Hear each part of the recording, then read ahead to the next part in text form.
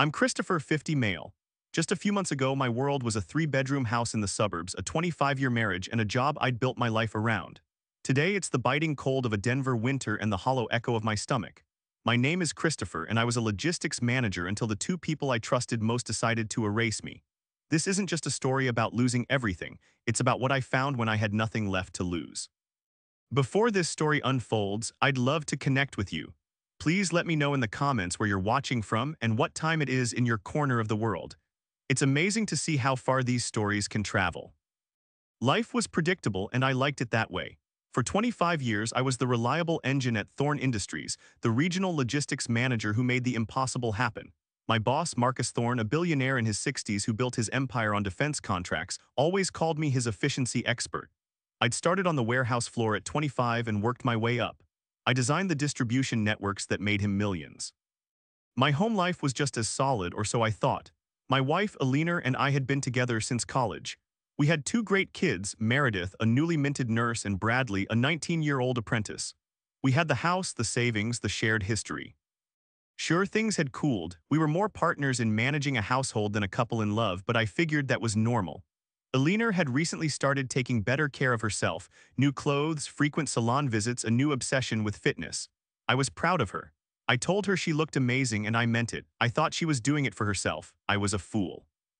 The truth, I'd later learn, was that she'd been having an affair with Marcus Thorne for 2 years.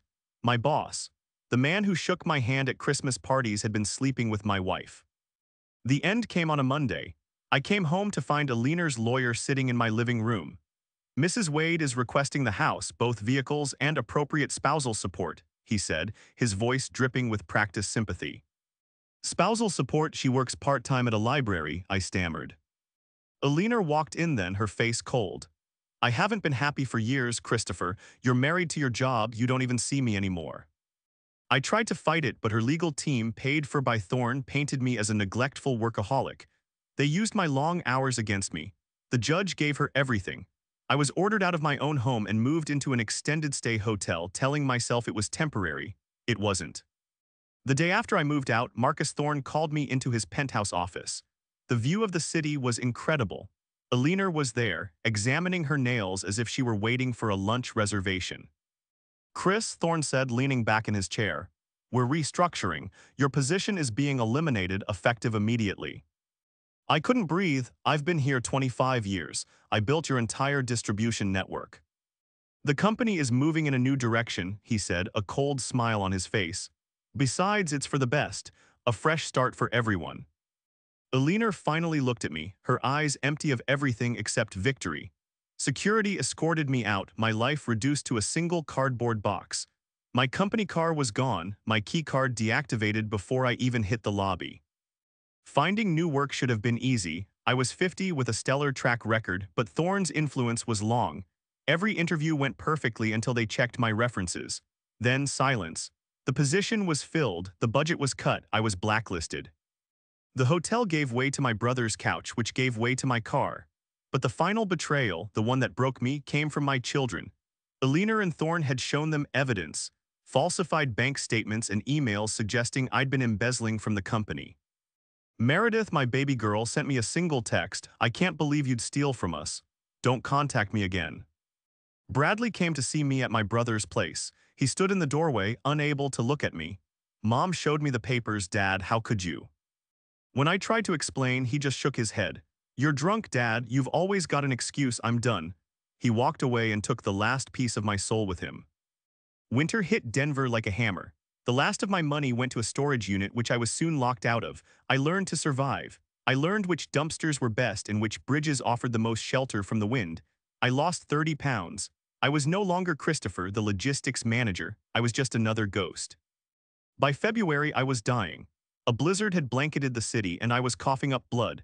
I would have frozen to death under that overpass if it wasn't for Samuel "Sam" Riggs, a 62-year-old veteran who'd been on the streets for years.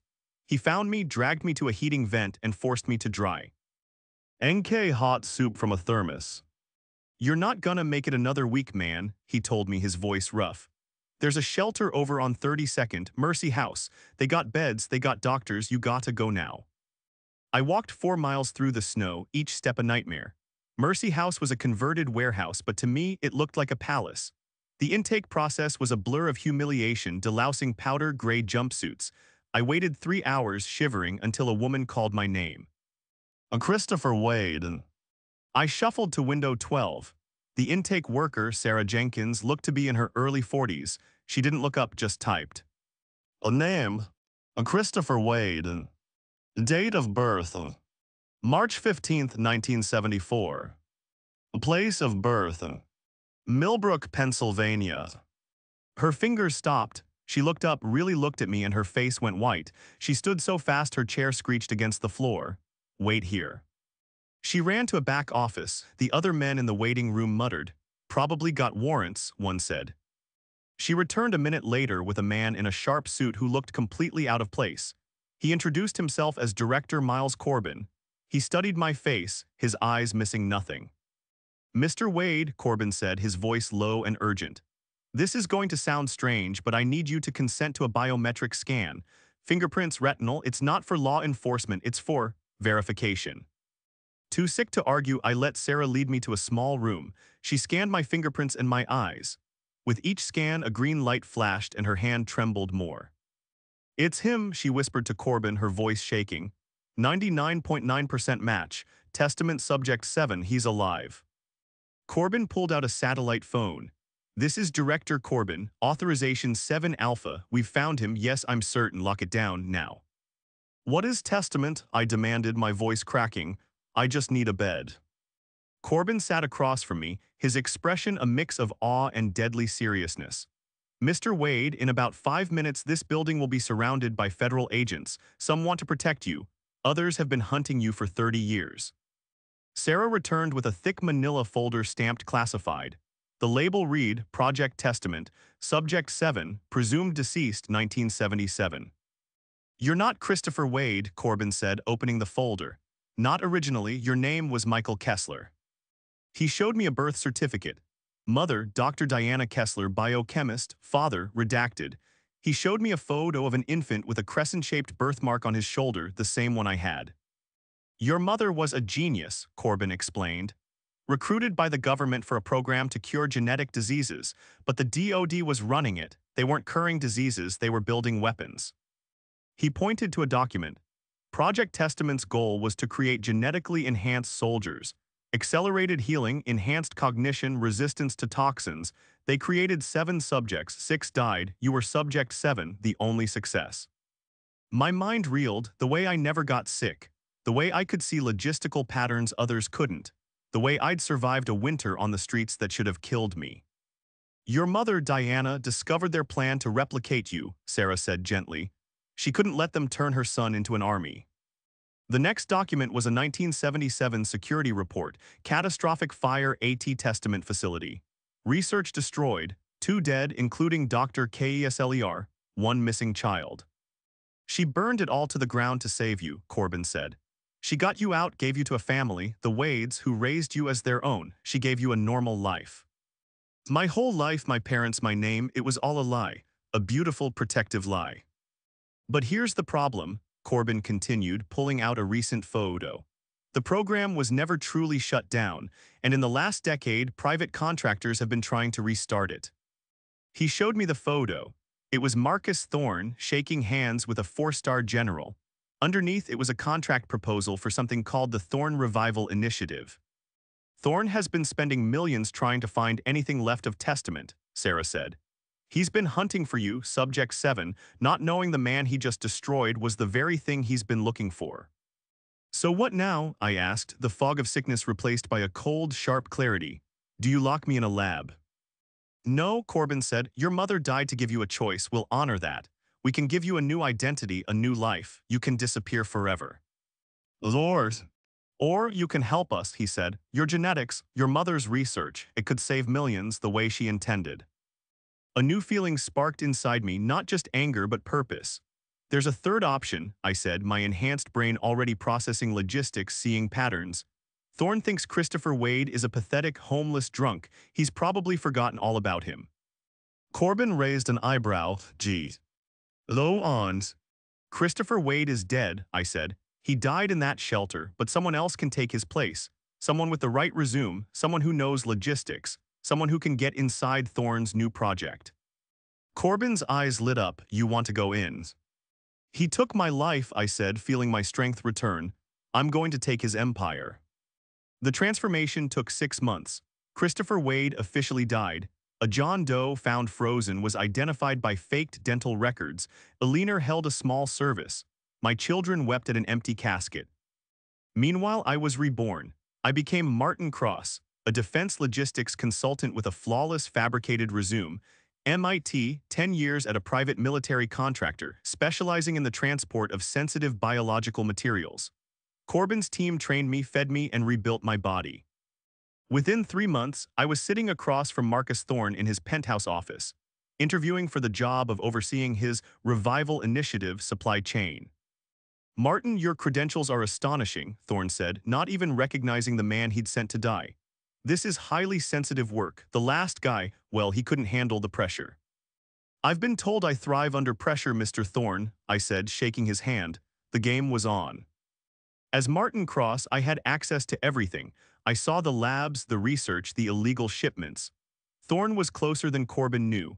He was actively violating international treaties, bribing officials, and preparing to test his formulas. While I fed intel to Corbin, I also worked with his agency's medical team. Dr. Lena Hansen, the lead geneticist, was in awe. Your mother's work is revolutionary, she told me. She wasn't making a weapon, she was creating a cure, your DNA. It's a map to healing genetic disorders we've always thought were incurable. I worked for 9 months, a ghost in Thorne's machine. I learned every secret, every weakness. I also took care of some personal business. I sent an anonymous package to my children. Inside, bank records of Thorne's payments to Eleanor before our divorce, copies of the real company financials proving I never stole a dime, and a security cam recording of Thorne and Eleanor celebrating in his office the day I was fired. Meredith called the burner phone number I'd included. Dad, she sobbed. Is it you? We know, Mom. She admitted everything. We're so sorry. Please, where are you? I can't come back, sweetheart, I said, my voice disguised. But I love you, both of you. Never forget that. The end came on a Tuesday. I coordinated it perfectly. As I was rerouting a shipment of unstable genetic compounds, I triggered the alarm, initiating a full biohazard lockdown. Simultaneously, Corbin's federal agents hit the building. They arrested Thorne in his office. He was screaming about corporate espionage until he saw me standing next to Director Corbin. I just smiled. You, he whispered, his face draining of all color as the recognition finally hit. He didn't see Martin Cross. He didn't even see the homeless man. He saw the ghost of Christopher Wade, the man he'd thrown away, come back to bury him. His knees buckled. The agents had to hold him up as they led him away in cuffs. Marcus Thorne was charged with 37 counts, from illegal bioweapons development to conspiracy. He'll die in prison. Eleanor was arrested as a co-conspirator. She lost everything, the house, the money, and her children who refused to speak to her. My old life is gone. The grave for Christopher Wade is empty, but that man is well and truly gone. I remain Martin Cross. I work with Director Corbin and Dr. Hansen, overseeing the ethical application of my mother's research. Her work, purified of its military intent, is already saving lives. Children who would have died from rare genetic disorders are now running and playing. I made sure Sam, the veteran who saved my life, has a new apartment and full medical care, paid for by an anonymous benefactor. Mercy House received a $10 million donation, and Sarah Jenkins is now its director. My children and I are rebuilding. It's slow. I can't be their father in the way I was, but Martin has become a mentor to them. They know the truth and they know I'm alive. That's enough for now. I lost my name, my job, and my family, but I found my true identity. I am not Christopher Wade, the victim. I am Michael Kessler, the survivor. I am the legacy of Dr. Diana Kessler. Sometimes you have to be completely destroyed to be rebuilt. Thorne thought he was erasing me. He was, in fact, setting me free.